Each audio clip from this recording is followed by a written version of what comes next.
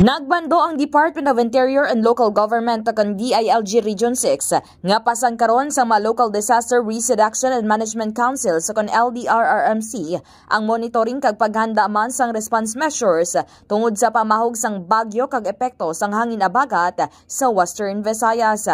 Ini ang suno kay DILG 6 Regional Director Juan Jovian Ingeniero sa pagpakigangot sang K5 News FM Iloilo. Dugang pa sang direktor kung pagabasihan ng assessment sang Office of the Civil Defense sa OCD Region 6, nagtaas ang functionalities ang LDRRMC sa rehiyon kung ipaanggid sa mga tinalikdan nga tuig.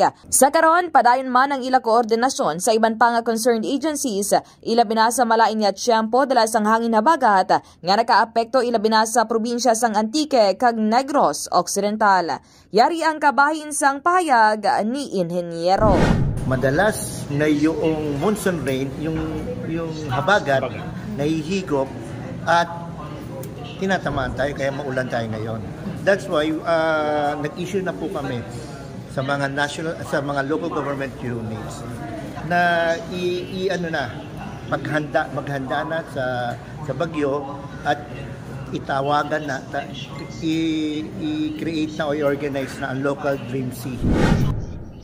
Nahibaluan nga diri sa bahin sang syudad kag probinsya sang Iloilo mayara na sa mga area o kon barangay nga apektado sang pagbaha. Ni si K5 Kimon Tanyo Kaluyo para sa Kampiyon nga Balita, Serbisyo Publiko kag Kalingawan sa Iloilo.